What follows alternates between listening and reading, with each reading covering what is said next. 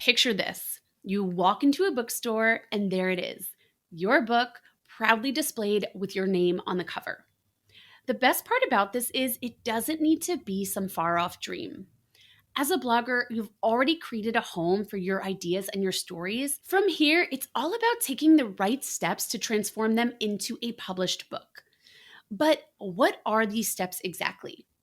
Well, that is exactly what our guest, Jen Ruiz of Jen on a Jet Plane, will be breaking down for us. Jen has been able to secure a 5-figure book deal for her travel memoir, get that memoir into Hudson Airport bookstores, and complete a 19-stop media tour around the country.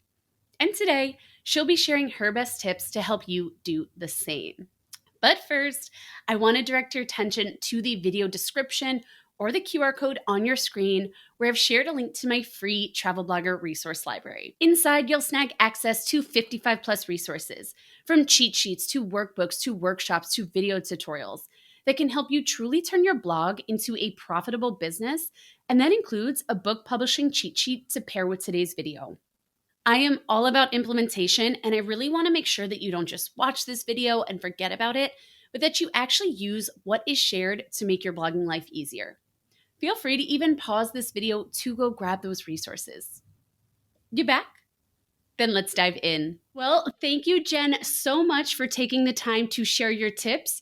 To start, can you just share a bit more about yourself, your business, and how you got into writing books? Absolutely. Thank you for having me, Jessie. My business started as a result of a 12 trips in 12 months challenge. At the end of that trip that I took while I was employed full time, I really wanted to make a career change. I wanted to go from practicing law to being a full-time travel blogger. And before I did that, I needed to really have proof that I could make money on my own right? I had already been teaching online as an English teacher, but that was through another company. And I wanted to see if my own entrepreneurial ventures could pay off. So before making that career switch, I actually published my first book, The Affordable Flight Guide. It was a bestseller in 8 categories on Amazon and won a Reader's Favorite Book Award. So that was really encouraging. And that was part of the reason why I quit my job, because I saw that this was something that I could do, that I could scale. So my original goal was to self-publish 20 books or more, and I got to 5 before the pandemic hit. And then I decided that I wanted to pursue a traditional book deal for my memoir. And that actually perfectly segues into my next question. I know many bloggers struggle with whether they should do the self-publishing route or the more traditional publishing route. So, what are some of the key differences? And is it better to start with self-publishing first and then do the other?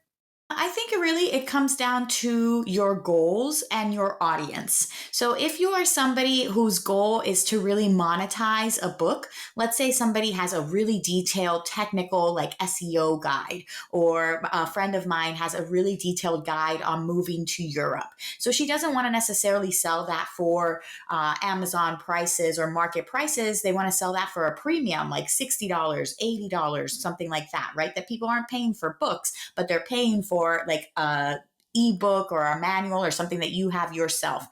So I think if that's something that you want to be in control of the pricing, I think then self-publishing could be really lucrative for you.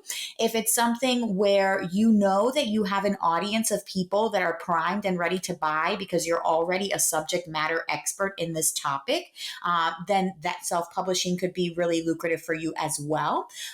If you are somebody that is, already has a platform, this is something that publishing houses look for when they're offering you a contract.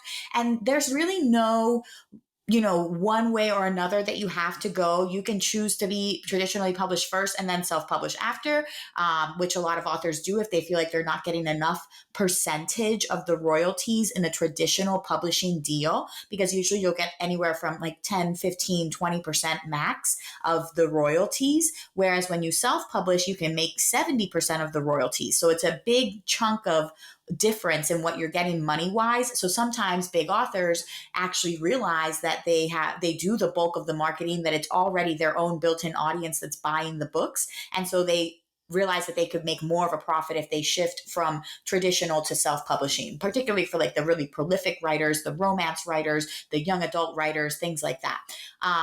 Alternatively, if you're somebody who wants to start with self-publishing, which is what I did because I knew I was already a subject matter expert, I knew I had people ready to buy, but I decided to go the traditional route for my memoir because a memoir is a tougher sell than a nonfiction how-to travel tips book, which is what I had been writing up until then. And also, tips to work remotely. But either way, tips, things that people are reading as a reference, right? That's a little bit different than something that's entertaining.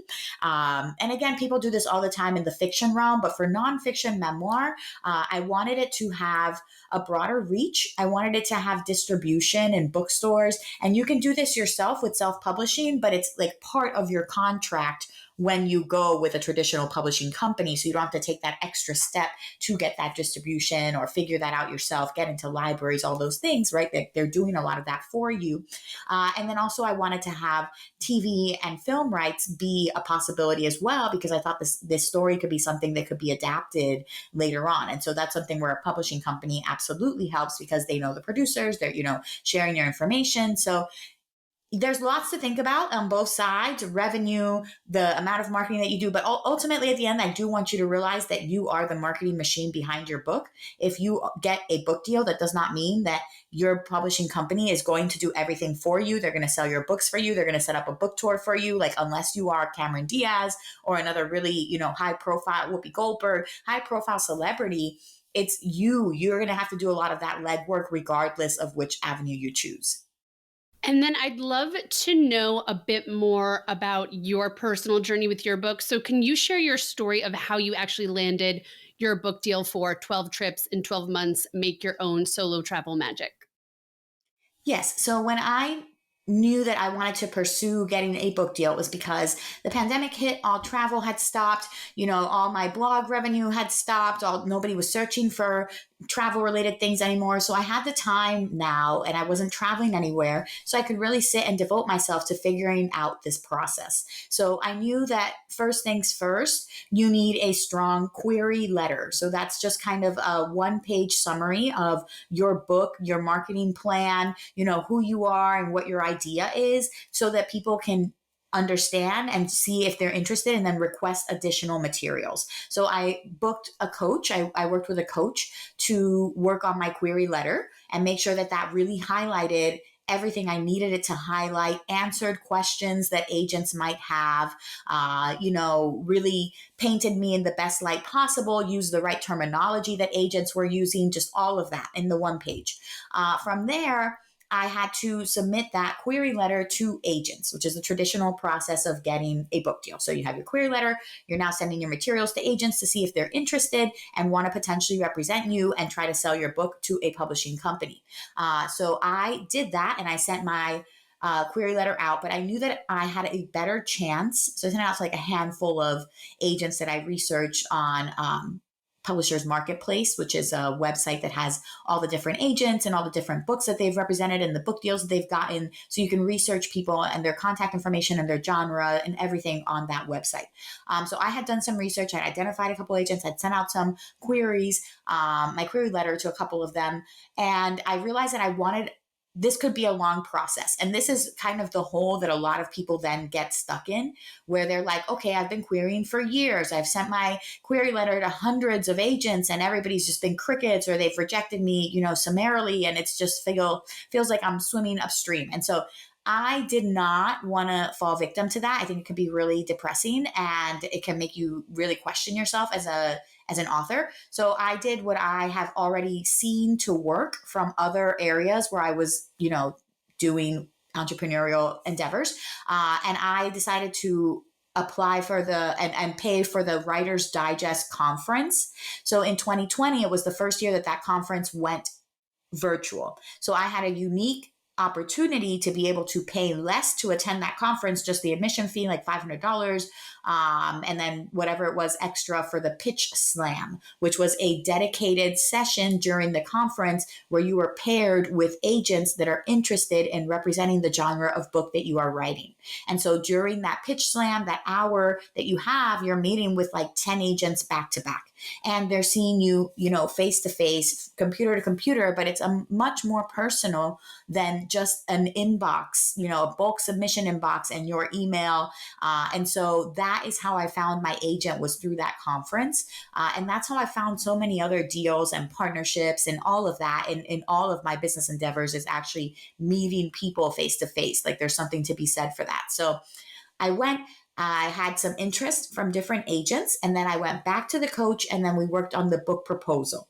The book proposal was about 20 pages of a marketing plan and then 2 to 3 sample chapters from your book. So a pretty hefty submission, like 60, 70 pages or so, but really structured and really selling yourself and your ability to sell this nonfiction book. If it were a fiction book, you would be submitting the manuscript, the full written book. Otherwise, you're submitting like your outline and your marketing plan for the nonfiction book.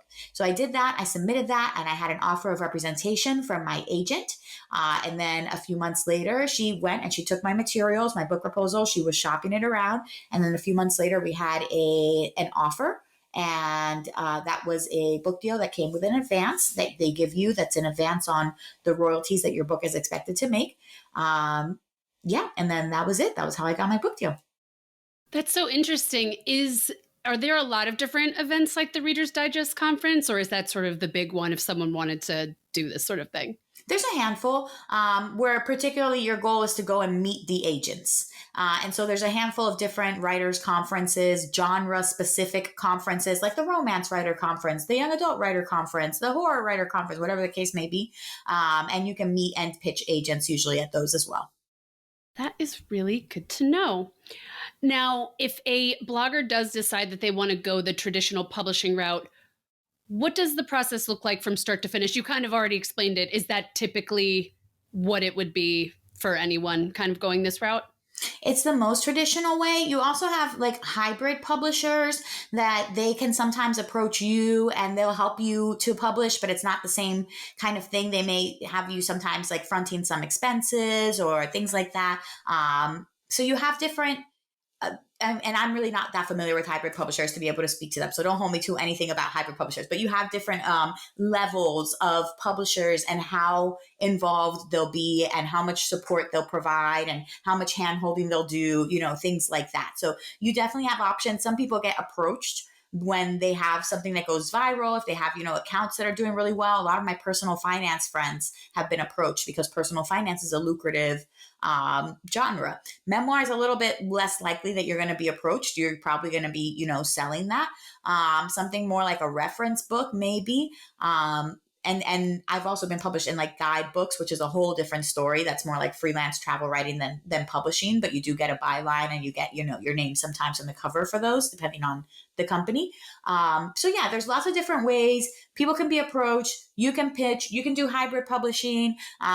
You can, maybe even do crowdsourcing your publishing. There's I forgot the name. It's not Book Baby, but it's like another book company. Apologies that the name is skipping my mind right now, but their whole thing is crowdsourcing your book. So you put it up and you have like a whole bid and you get people to support you. And then, then they launch you to different publishing companies and things like that. So there's so many different ways and so many different tactics, but the most traditional, straightforward way is that you are sending your materials to an agent who is then shopping you to a publisher. It's very rare that the publisher will accept unsolicited and unagented submissions.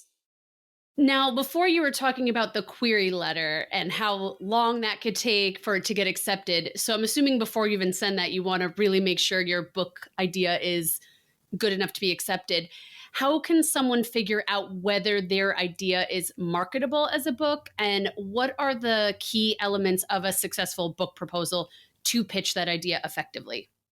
And just because one agent doesn't like your book doesn't mean that it's not a book that'll sell, that another agent won't take it. It's that you haven't found the right agent to rep the book, because they really have to like care about the book to want to go out there and advocate for it.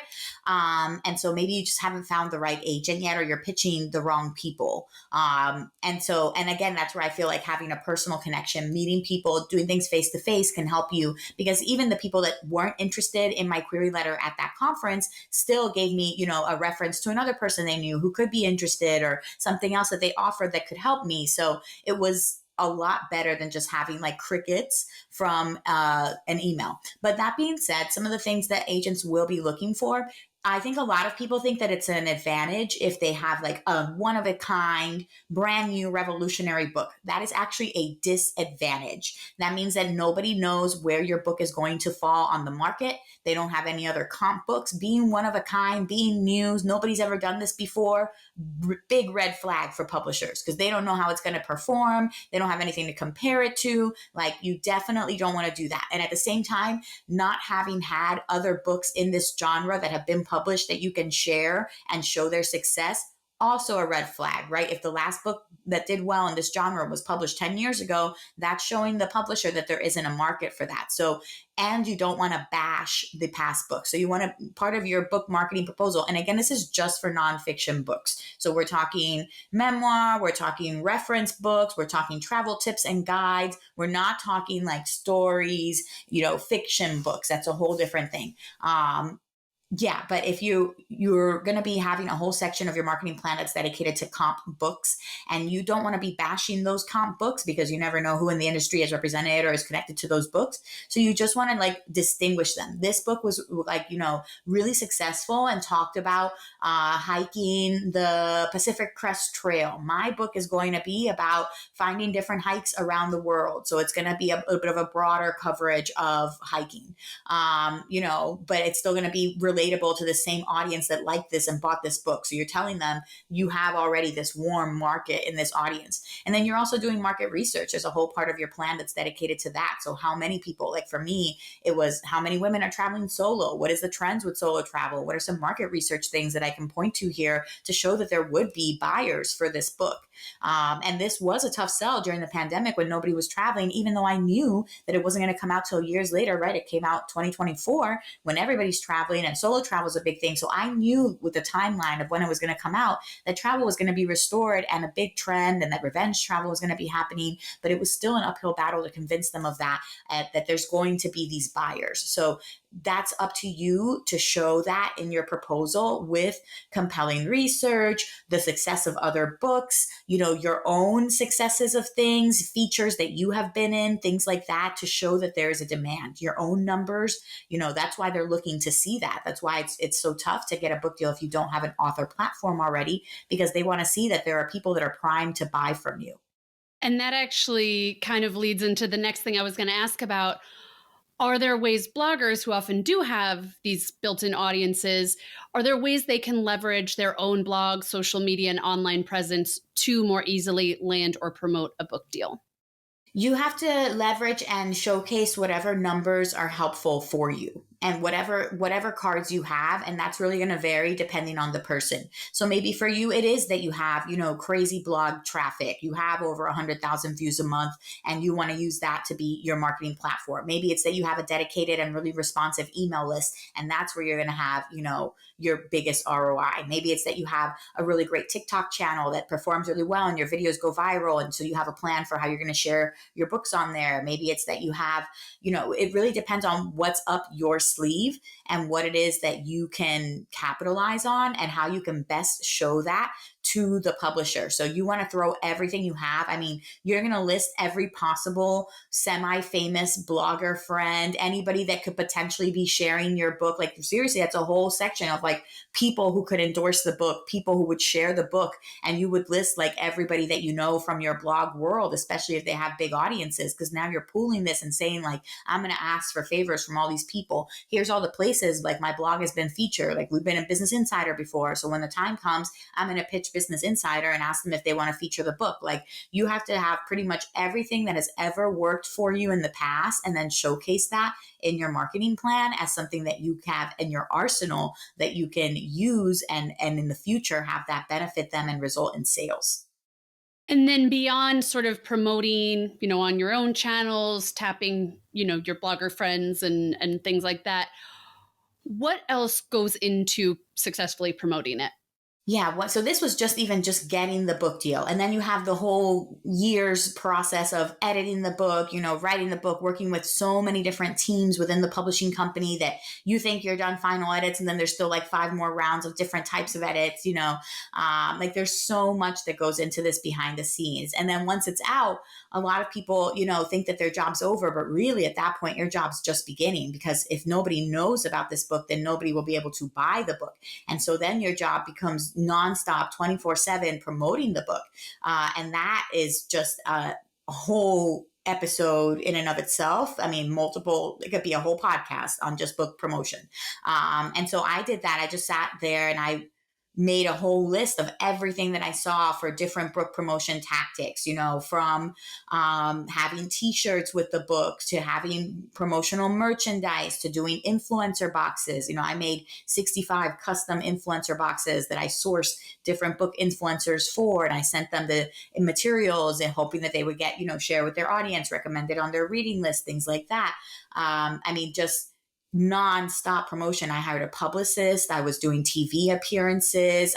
Just everything I could think of, in-store book signings, just everything, just nonstop promotion on everything possible, podcasts, radio, like I just can't even begin to encompass it. My whole life last year was just book promotion, like every single day. And it is so much work and it is so much more money invested in book promotion. Like if you're doing a traditional book tour, then what you're actually getting back in revenue from the book, because the book is not going to be usually your big money maker. So a lot of people use this to then get speaking engagements, to sell courses or things of the sort. But the book itself is not necessarily the biggest profit driver unless you're selling books in the millions. And like I said, it's really hard to sell books. Like you will never have a harder time getting somebody to pay like $20 for your book or even just read it. Like it's an uphill battle nowadays. Unless you have a level of celebrity to you, there's really like the biggest job and the biggest part of your job as an author is book marketing, because it doesn't stop. So the first 3 months is when you have the most buzz, and it's when you're considered a new release. It's when you can be in featured lists and roundups. And so you want to go as hard as you possibly can, generate as many pre-sales as you can before you launch, because however much you have in pre-sales counts for your like first week launch numbers, and it indicates your popularity. You want to get as many reviews as you can. Like so much goes into book marketing. But just really at the end of the day, it's doing everything possible to make sure your book is seen and that people actually pick it up. And that's really interesting. So I'm assuming you said you hired the publicist. So these are things you're doing outside of the scope of what the publisher is doing. And I had an in-house publicist. I actually had a really great in-house publishing team, like a whole publicity team. And they gave me, I think, one of the best treatments out of anybody that I've seen of my peers that has been published. Like people have a lot of complaints about their publishing company, and my publishing company was good to me.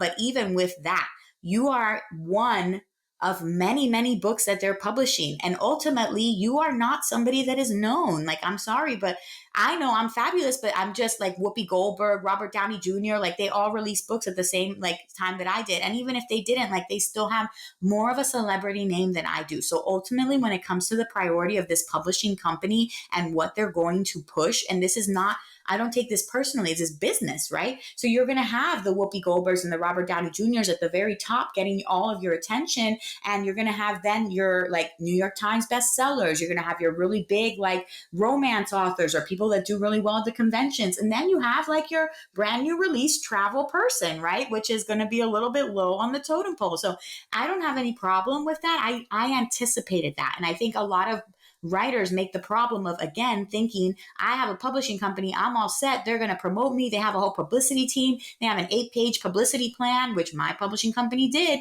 and they did land me like 9 of the book tour stops that I did, but I had 19 book tour stops. So there's still, and that's, and 9 is a good amount for a publishing company to land you. But The hustle falls on you. And I cannot emphasize that enough, because so many people think my publishing company is just going to do this for me. My book is going to be a success because I have a book deal. Even if it's a top 5 publishing company, I can't tell you how many people have been unhappy with their top 5 publishing companies. And it's because I think you go in there with the expectation of having this be a magic portal to New York Times bestseller. And that's not how it works. Like, selling books is a hustle. And the people that you see that are New York Times bestseller, like, they're usually like 20 books in at this point, right? Like, they've been writing for a long time, and it took them a long time to get to that point. It's rare. I know we see it, and I know we all want to be that person who, like, on your debut book is a #1 New York Times bestseller and it's made into a movie, and that's great. But that happens to like one person, and there are, thousands, hundreds of thousands, millions of authors out there. So you have to be responsible for your success.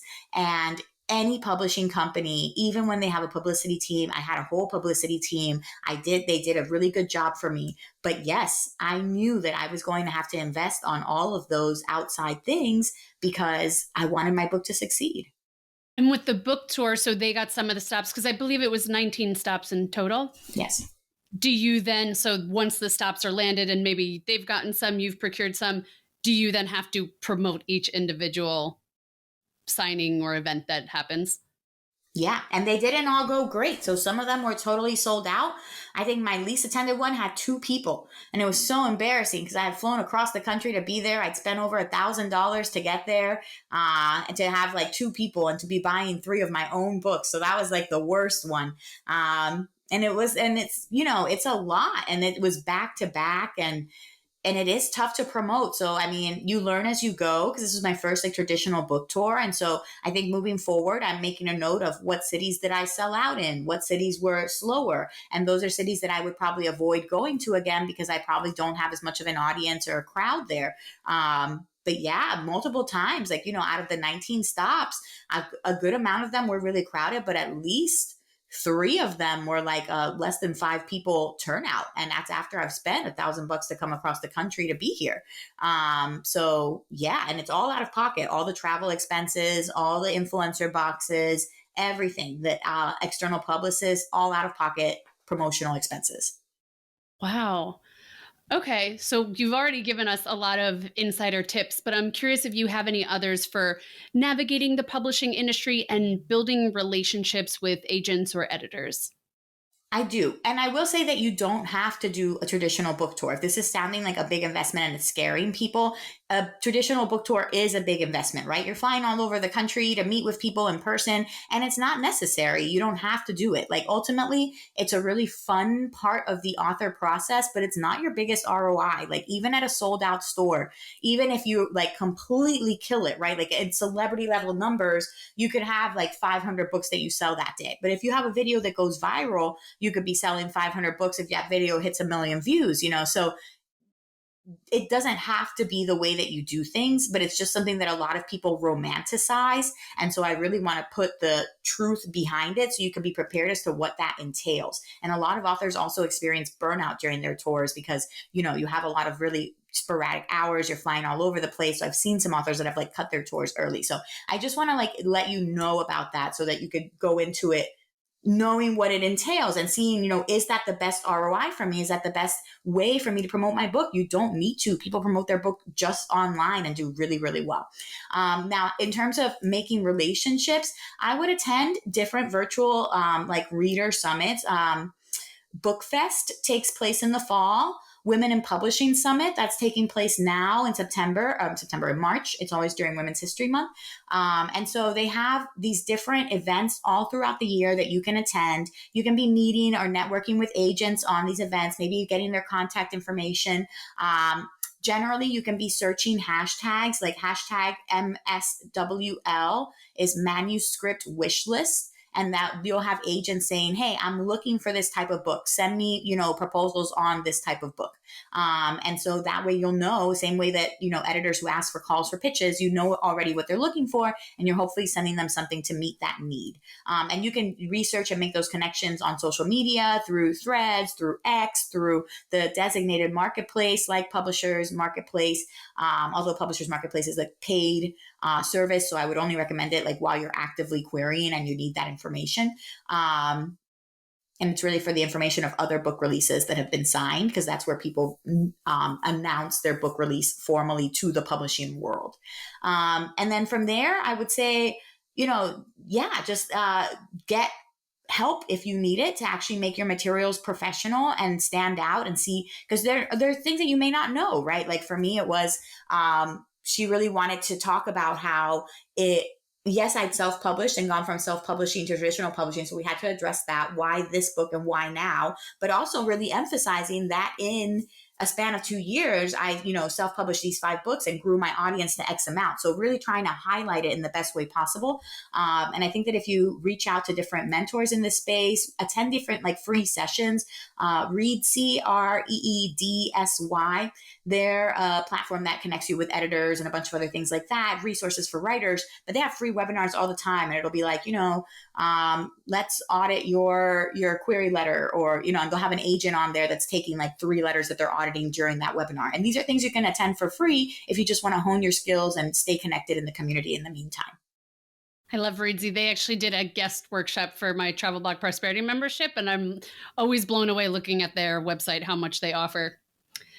In terms of misconceptions, what are some common misconceptions about publishing a book? Well, I think definitely the misconception of like this book will sell for me. Like the actually writing the book is the hard part. I think marketing is the hard part, and it's your job as an author, and it's where your success is going to come in.